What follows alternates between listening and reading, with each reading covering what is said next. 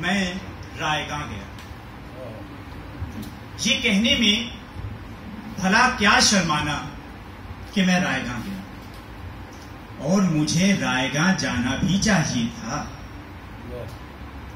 جس بیٹے کو اس کی انتہائی خیال پسند اور مثالیہ پرست باپ نے عملی زندگی گزارنے کی کوئی تلقین نہ کی ہو، کوئی طریقہ نہ سکھایا ہو، بلکہ یہ تلقین کی ہو کہ علم سب سے بڑی فضیلت اور کتابیں سب سے بڑی دولت ہیں، تو وہ رائے گاں نہ جاتا تو کیا ہوتا؟ تجھے معلوم ہے میں سالہ سال سے کس عذاب میں مبتلا ہوں؟ میرا دماغ نہیں بھوبل ہے.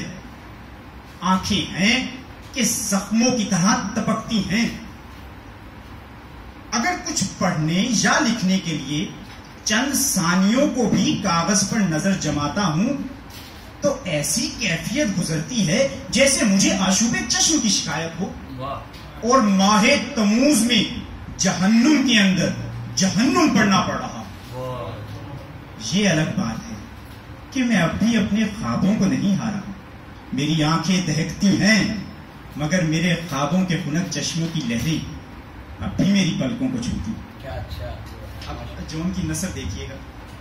میں جون ایلیا، میں دو آبائے گنگو جمن کی حالت فیض، رمزیت آمیز اور دل انگیز شہر امروہہ میں پیدا ہوں.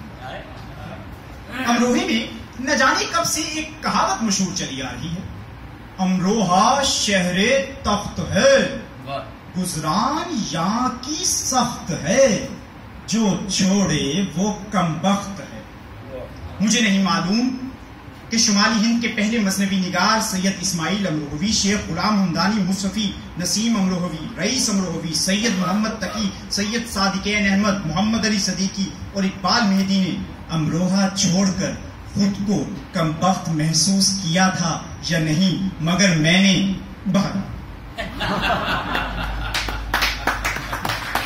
جب میں نے ہوش کی آنکھیں کھولی تو اپنے گھر میں صبح سے شام تک شاعری، تاریخ، مذاہب، عالم، علم حیت، ایسٹرونومی اور فلسفے کا دفتر کھلا دیکھا.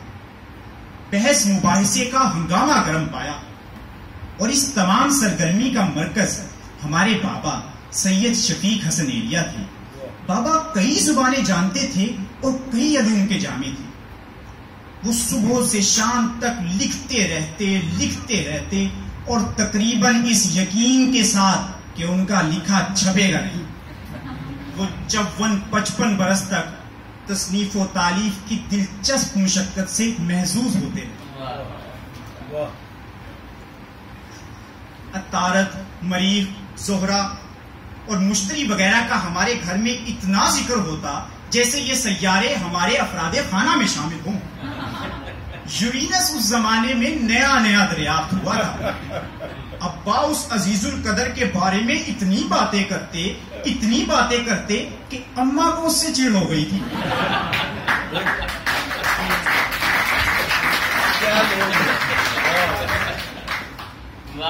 بابا کو زمین کی حرکت کے مسئلے کے علاوہ زمین کے کسی مسئلے اور کسی معاملے سے کوئی سروکار نہیں. میں اکثر یہ سوچا کرتا تھا کہ زندگی کے بارے میں بابا کا یہ رویہ ہمارے گھر کو تباہ و برباد تو نہیں کر دے گا. جس طرح بابا 4 بھائی تھے، ہم بھی 4 بھائی تھے. رئیس امروہوی، سید محمد تقی، سید محمد عباس اور میں جون ایلیا. میری عمر کا 8واں سال میری زندگی کا سب سے اہم اور ماجرا پرور سال ہے. اس سال میری زندگی کے 2 سب سے اہم حادثے پیش آئے. پہلا حادثہ یہ تھا کہ میں اپنی نرگسی انا کی پہلی شکست سے دوچار ہوا، یعنی ایک کتالہ لڑکی کی محبت میں گرفتار ہوا. اور دوسرا حادثہ یہ تھا کہ میں نے اپنا پہلا شعر کہا، چاہ ہمیں اس کی تماچے کھائے ہیں چاہ ہمیں اس کی تماچے کھائے ہیں، دیکھ لو سرخی میرے رخسار کی. اور داد دو کہ جو ان کا پہلا شعر.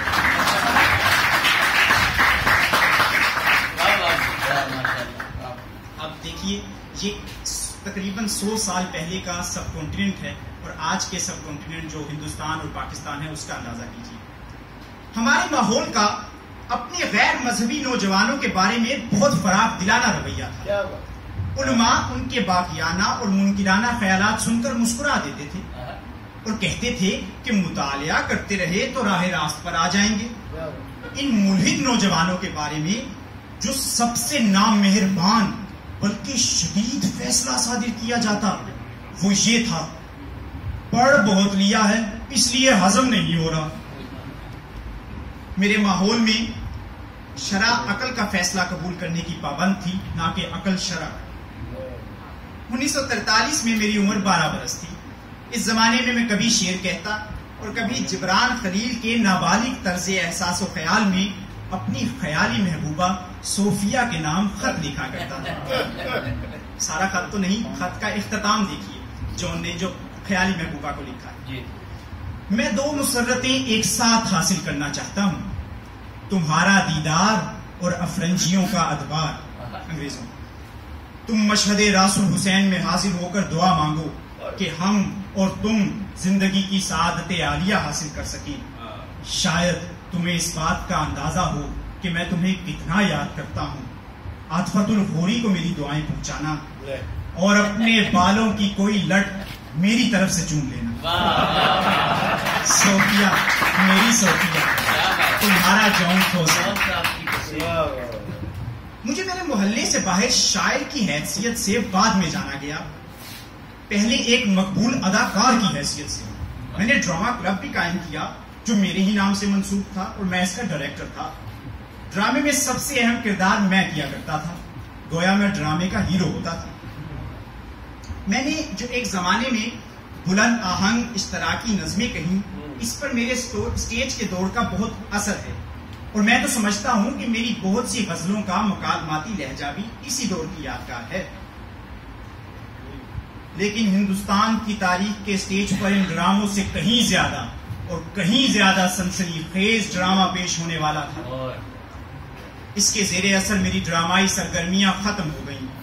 اس وقت ساری فضا پر سیاست کا بحران طاری تھا. آخر ملک تقسیم ہو گیا. 14 اور 15 اگست کے بعد نیا بڑے صغیر وجود میں آیا. آزادی کا جشن منایا گیا، مگر مجھے لاکھوں چراغوں کی روشنی میں اندھیرا دکھائی دے رہا تھا. یہ وہ آزادی نہیں تھی جس کے خواب میں نے دیکھے تھے. میں نے خون میں لتری ہوئی اس آزادی کا اپنے ذہن کی بدترین حالت میں بھی تصور نہیں کیا. میں اپنے مزاج میں شروع ہی سے نفی پسند، نہیلسٹ اور فوزوی یعنی انارکسٹ ہوں. میں کسی بھی ضابطے اور قاعدے کو تسلیم نہیں کرتا. اس کی نفسیاتی وجہ کہ تمام ضابطے اور قاعدے انگریز سرکار، اس کے دلال جگیرداروں، تعلقہ داروں، رائے صاحبوں، خان بہادروں، سبک سر سروں کو راس آتے تھے، مجھے نہیں. پروٹوگرس سے کسی نے سوال کیا تھا، خدا کے بارے میں آپ کی کیا رائے ہے؟ اس نے جواب دیا، مسئلہ بہت پیچیدہ ہے اور عمر بہت کم.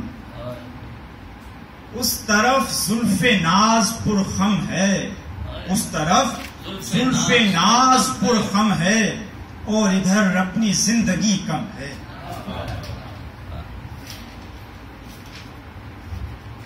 شاعری میرے ماحول میں جز از پیغمبری نہیں بلکہ مکمل پیغمبری سمجھی جاتی تھی. وہ بابا کی زبان میں ایک الوہی آہنگ، قدوسی ترتیب اور قدیسی ترنیم کی حیثیت رکھتی تھی. شعر کو عربی لفظ سمجھا جاتا ہے اور اسے شعور کا مادہ قرار دیا جاتا ہے، لیکن حقیقت اس کے برعکس ہے. شعر عبرانی لفظ شیر کا معرب ہے اور اس کے معنی راگ، خوش آہنگی اور خوش آوازی ہے. میرے خیال میں وزن شعر کی بنیادی شرط ہے. میں ماضی کے کسی ایسے شخص سے واقف نہیں جس نے نثر اور اعلیٰ سے اعلیٰ خوش آہنگ نثر لکھی ہو اور اسے اصطلاحاً شاعر قرار دے دیا گیا. شاعر کی ذات میں فطرت کے ارتفاع کا جمالیاتی بروز ہوتا ہے. شاعری ایک دوہرا انسان چاہتی ہے. شاعری ایک واقعے کو 4 آنکھوں سے دیکھنے اور ایک کیفیت کو 2 ذہنوں سے محسوس کرنے کا نام ہے. میرے پاس وقت بہت کم رہ گیا ہے. میرے پاس اگر 1 ثانیہ بھی رہ گیا ہے تو وہ الیکٹرونی گھڑی کے مطابق ہزاروں آنات کا اثاثہ ہے جو میرے لیے بہت سے نئے خوابوں کی ضمانت بن سکتا ہے. اور میں خواب دیکھنے کے سوا کوئی ہنر جانتا بھی تو نہیں. ہم نادیدہ افق سے اٹھنے والے بادلوں کا انتظار کرتے رہے کہ ہمیں سمتوں کو دھونا تھا.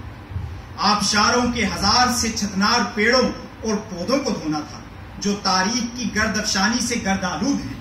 تمہارے اور اپنے آنسوؤں سے سود مند بے سود مند گلا مندیوں کو دھونا تھا.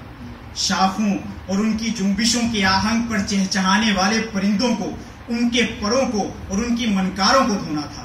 ہواؤں اور بادلوں میں کونپتی ہوئی بجلیوں کو دھونا تھا. ہمیں اس دنیا کو دھونا تھا جس میں آج تک کی ہماری نسلیں سانس لیتی رہی ہیں. ہمیں یزدہ اور ہمن اور انسان کو دھونا تھا مگر ہم کچھ بھی نہیں کر سکتے.